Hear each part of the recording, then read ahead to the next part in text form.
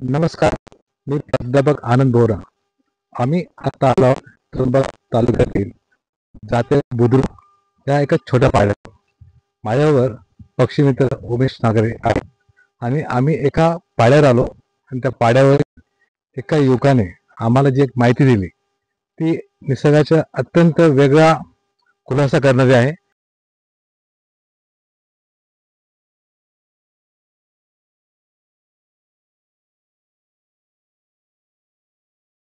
मी प्रल्हाद पवार. आता सध्या मी M S करतोय, master of social work Nashik येथे करतोय. हा. सर, परिसरामध्ये फिरताना असं लक्षात आलं की या भागामधील लोक जास्तीत जास्त अशिक्षित आहेत. आदिवासी भाग असल्यामुळे सापांचं साम्राज्य जास्त आहे. तर एक लक्षात आलं की लोक साप मारतात. याच्यामुळे मी या फील्ड मध्ये उतरलो. आता साधारण 2015 पासून या फील्ड मध्ये आहे. परिसरामधील लोक फोन करतात, आमच्या भागामध्ये साप आहे, आमच्या इथे साप आहे. तर मी स्वतः त्या ठिकाणी जातो, साप पकडतो, लोकांना सापांची माहिती हे करतो आणि त्या ठिकाणाहून तो साप नैसर्गिक अधिवासात सोडण्याचं काम करतो. आणि विशेष म्हणजे या भागामध्ये अजून कुणाकडूनही इव्हन पेट्रोल चार्ज सुद्धा मी कुणाकडून घेतलेला नाही आणि हे स्वइच्छेनं काम करतोय. साप पकडतो आणि त्यांना नैसर्गिक मला तर अधिवासात शिक्षण सोडतो. काय झालेलं आहे? आता सध्या मी sir master of social work करतोय इन ट्रायबल मधूनच करतोय. म्हणजे बरं. माझं स्पेशलायझेशन ट्रायबल हम्म. डेव्हलपमेंट आहे. आणि तुझं गावाचं नाव काय? जातेगाव खुर्द. जातेगाव खुर्दमधील हा युवक बघितलं तर हे सगळं जंगलांनी वेढलेला हा छोटा पाडा आहे. आणि या पाड्यावर जेव्हा आम्ही इथे आलो, याने फक्त सापच पकडले नाही, तर एक अभ्यास जे म्हणतो आपण की निरीक्षण जे असतात, तर निरीक्षणाचं काम सुद्धा करतो. तर त्या पक्षाला मराठीमध्ये चिरक म्हणतात, इंग्लिशमध्ये रॉबिन बर्ड. आणि जर या आदिवासी भागाचा विचार केला तर या पक्षाला आमच्या भागामध्ये काळचिटी या नावाने ओळखतात. काळचिटी या पक्षाचं असं नाव आहे की हा पक्षी एकतर 3 किंवा 4 अंडे हे करतो. जर 4 अंडे घालून जर 3 पिल्लं काढली तर लोकांचा समज असा आहे की 3 महिने चांगला पाऊस पडणार आहे. आणि 4 अंडे घालून जर 4ही पिल्लं काढली तर 4 महिने चांगला पाऊस पडणार आहे. पण काही वेळा असं होतं की 3 अंडे घालून जर 3ही पिल्लं जर चांगली काढली किंवा 2 पिल्लं काढली तर 2 महिने चांगला पाऊस पडणार आहे, 1 महिना पाऊस आपला म्हणजे असंच राहणार आहे. तर आता आपण बघतोय तर 3 अंडे होते आणि 3ही पिल्लं एकदम सुरक्षित बाहेर आलेत.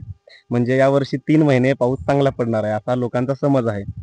हा पक्षी घरटं कुठे करतो? सर, हा साधारण ज्या ठिकाणी पायवाट असते आणि ज्या ठिकाणी 3-4 दगड असतात आणि जी कातर असते त्या कातऱ्याच्या इथं हा पक्षी सुरक्षित जागा निवडून त्या ठिकाणी याचा जो घरट आहे ते करतो. जमिनीवर करणारा पक्षी हो. घरटं करतो, Yes, yes. आणि झाडावर करत नाही. नाही करत. काही वेळा असंही लक्षात आलं की जे छोटी छोटी म्हणजे खूट आहेत, म्हणजे असं लाकडं आहेत, तर त्या ठिकाणी एखादं जर पोकळ असेल तर त्या पोकळामध्ये पण करताना बघितलंय.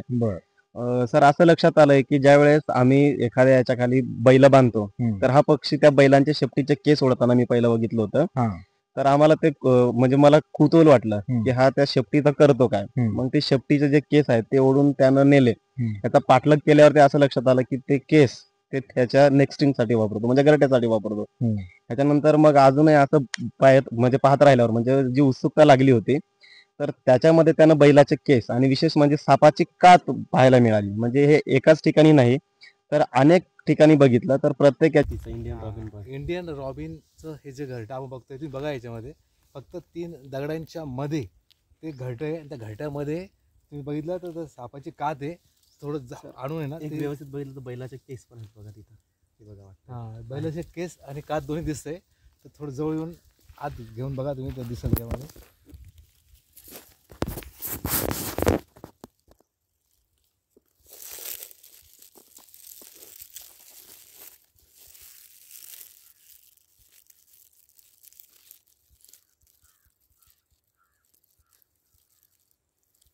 हे बघा, इथे ही जी आहे ती कात, सापाची कात बघा, नागाची, आणि हे पिल्लं आहे आणि इकडे बैलाचे केस आहे.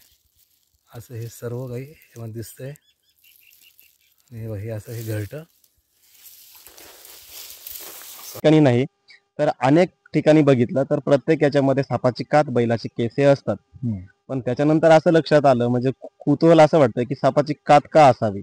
तर याच्यावरती असं मग म्हणजे मी स्वतः असा अंदाज काढला की ज्या वेळेस साप इकडे तिकडे फिरतो तर त्यावेळेस ते सापाची म्हणजे साप इकडे तिकडे फिरतो त्यावेळेस पक्ष्यांची पिल्लं त्या ठिकाणी आहेत. मग हे पक्षी असं करत असावे की या भागामध्ये हा साप फिरून गेलाय, याचा काहीतरी स्मेल येत असेल किंवा असं काहीतरी असेल, म्हणून ते त्या ठिकाणी कात आहे. मग त्या कातेकडे तर साप जाणार नाही, कारण की त्या सापाला वाटत असेल की इकडं एखादा साप फिरून गेलाय. या उद्देशानं ती कात ठेवत असावी असा माझा वैयक्तिक अंदाज आहे.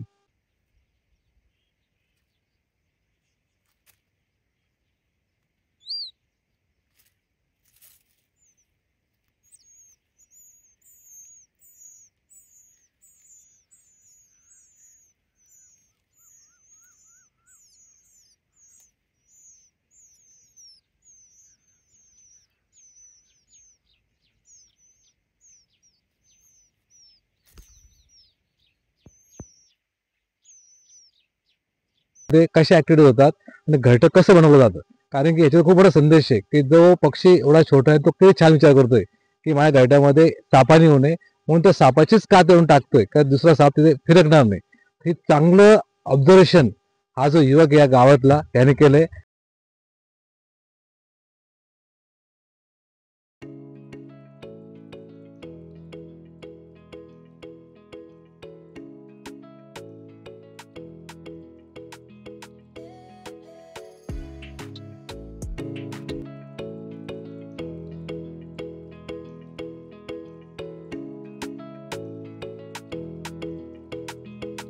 आता आपल्याबरोबर उमेश नागरे सर आहेत, त्यांना आपण याविषयी विचारूया. तेव्हा इथं आलो आपण तो फिरतोय तर आज तुम्ही जे घरट्याकडे बघताय, आज आपण घरटा बघितलं, त्या घरट्याविषयी तुम्हाला काय सांगायचं आहे?